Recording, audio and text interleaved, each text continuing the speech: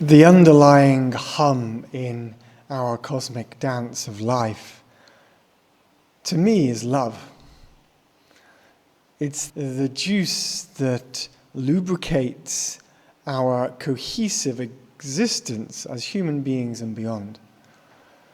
Love is the revelatory force that emanates from the center of our hearts. Love is the center point, the center focus of, one would say, the greatest teachers that have influenced humanity again and again for eons. And you know what, when I look on YouTube these days, or wherever I'm exploring in human consciousness, I don't see enough people just talking about love. To me, love is at the center of it all, and we have all these other abstractions of it in the thoughts on our head and the models of life and the things that we create. But the experience, the sense, the texture of life itself, if we reveal it to ourselves, if we're open to seeing it, is love. And the thing about love is that the perspective that you look at it from, it reveals itself slightly different. You know, maybe to somebody love is found in another person. And it is through our loving partner that we see the beauty of ourself. And so then we want the other, right? We want the other so we can see the beauty and the love of life. For others, it's the colors of the petals blooming in their garden. For others, it might be that overwhelming sense of just awe and surrender and trust and like this incredible blissful state that can be experienced within a mother or father when they look at their newborn for the first time. One cannot know love until you've had a kid or a child or a baby.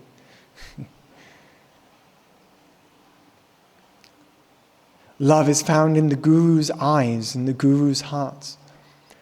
And there are millions of people around the world chasing gurus and teachers, thinking that that guru, that teacher, has something for them. And maybe they do. It's probably just a reminder that you are already the thing you're looking for. And yet we still seek because we've forgotten the thing that we're looking for.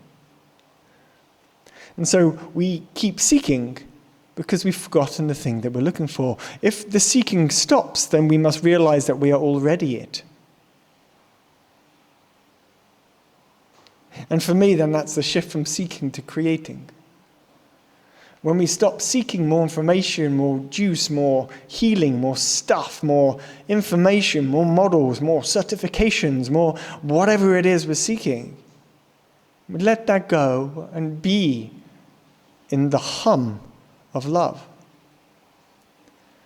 In the being of the humming of love, then we realize and see the intelligence that exists in our hearts, not just our head, that exists beyond our limited egoic separate selves. The love, the humming love, the undercurrent, the aum, the omnipresence of it all is itself intelligent. And here we are on planet Earth, like creating all our artificial intelligence, thinking that's intelligence. When the life itself beyond that is already intelligent. And the artificial intelligence we're creating is just another bridge in order for us to meet the universal intelligence. And so in a sense, because so many of us have forgot how to listen to the intelligence that already exists beyond our mind and in our body and in our hearts, we're having to fabricate an intelligence externally. And yet at the same time, as we fabricate that intelligence externally in the silicon and in the data centers of our physical world, we will come to realize that the same intelligence that we will find in the AI, that we're starting to find, and we will find even deeper in the AI, has always been with us anyway. Now it's just maybe more easily accessible to those that aren't embodied and haven't found their own relationship to their own intelligence in their own heart. And yet at the same time, the external tools we're creating in AI is going to help us revel and reveal. Revel in the revealing. Revel in the revealing that which does exist. The infinite intelligence of the heart. And so there's no judgment here. It's just cycles and circles and loops and spirals, and we all end up in the same place, back in the earth when we pass away.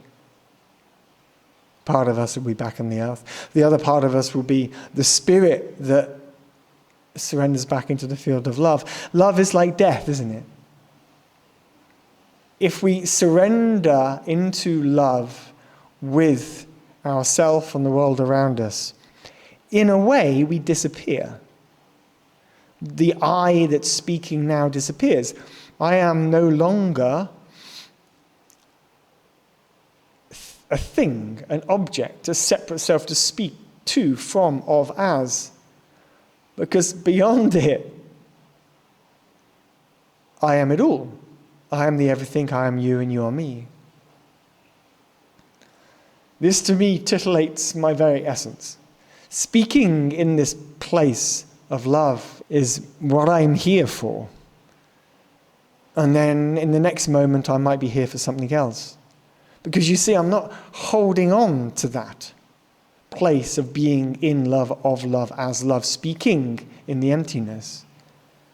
It might be tomorrow I am really identified with my individual self. And as I become really identified with my individual self and my creations and my business and my this and my, that's beautiful too. But let's not forget, whilst we're doing the I stuff,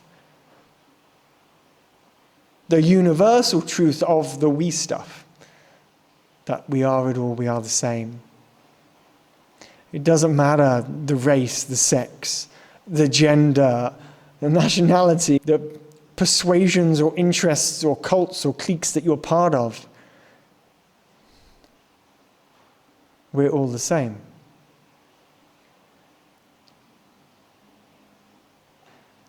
We're all the same. In the center of our hearts, we're all the same. And so when we're looking back at one another, can you see the you in them?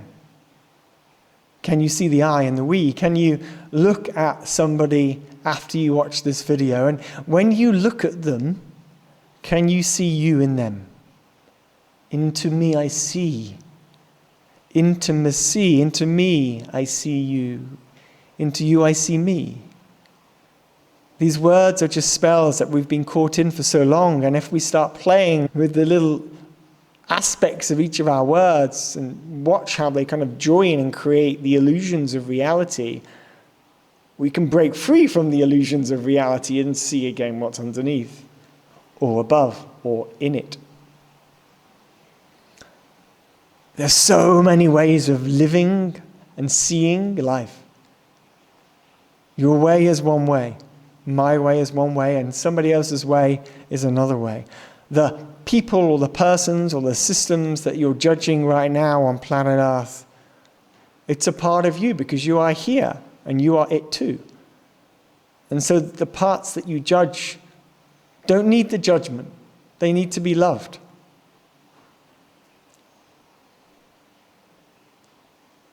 And yet at the same time, we're still human bodies, aren't we?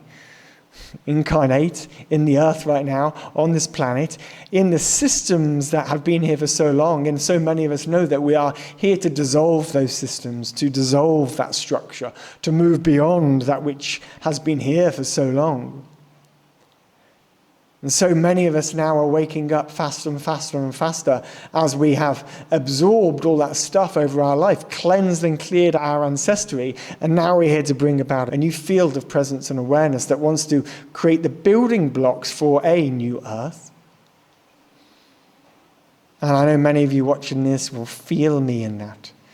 Some of you watching this might not. And that's beautiful and that's okay too. That is my path and my way and what I see. And you might see other things, and that's okay. Can we still meet in love even if we see different things? Can I still meet somebody in love as they believe vastly different things? Even at the center of every religion in the world, however we might judge an other person's religion, love still exists in the center of it. And yeah, like the structures and the books and the aggressions might be there in the institutionalized nature of some of these structures. But at the center point of every single heart, in every single religion or institution or country, there is just love. And can we see that web of love? Can we remind ourselves? Can we remind ourselves to connect our heart with those around us? Can we be in love with those around us, even those that we might feel resistance towards? I find if one person leans into love, quite often the other person chooses to lean in. And then if we lean into love and somebody closes or takes, okay, then we're learning to stand against sovereign. We don't need to lean in. The greatest thing you can do for love is just to be in your center. But explore leaning in. Leaning into life and love. Leaning into that which is the mystery and the gentle intuition and the loving guidance that comes from our higher self that wants to come through us. As I'm speaking these words and these energies and frequencies right now, what's alive in your third eye? What story are you playing inside of yourself?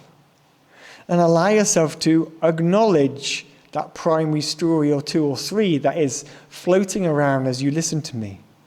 Because that's a clue to what you can explore in yourself next.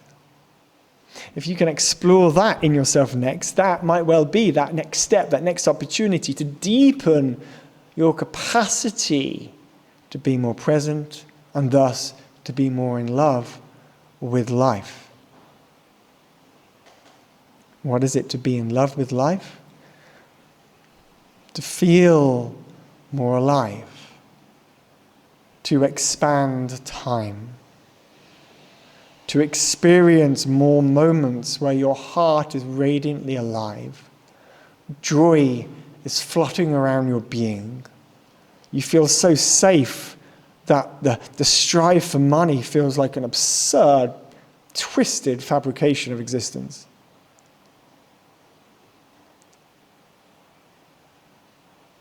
The bliss is so alive that your body is like one living orgasm. It's not a fleeting moment at the end of making love. Life itself is living like that. We all can live like this if we're committed to going inwards, if we are committed to exploring the self, if we want to navigate the shadows, do the integration, explore who we are, right? To challenge our edges, to see our edges and be tender there, to notice the tenderness and the fear and the inner child that wants to be seen again. That inner child is waiting for you to reconnect with them. So many of us have inner childs that haven't fully integrated because of the world before us, because of the traumas of our current society. And it's not a bad thing to admit that anymore. You know what? 10 years ago, 20 years ago, to talk about trauma so freely and openly, people didn't do it. Oh my God, trauma, I don't want to go there. So many of us now are opening up to allowing ourselves to see what's there. And it's beautiful. This is the work. This is the way. This is the awakening and flowering of our human hearts. I just ran a workshop this morning on love. I invited my tribe, my community here in Ubud to my home, and we explored different practices to drop into love. What does it mean to love? When do we open to love? When do we close to love? What does love feel like in the body? How do we love another that we do not know by breathing in our hearts together so we can feel alive without attaching ourselves to another person, but by staying in our sovereignty and exploring our edges of life without getting caught up or lost. Love. Wow, we write it on postcards and Valentine's cards and birthday cards. And do you know it? Do you know it? Do you sense it, feel it, experience it daily? Are you full of it? I wish for you to be even more fuller of love, even more complete, and even more in harmony with the life that is you and around you in this perfectly beautiful,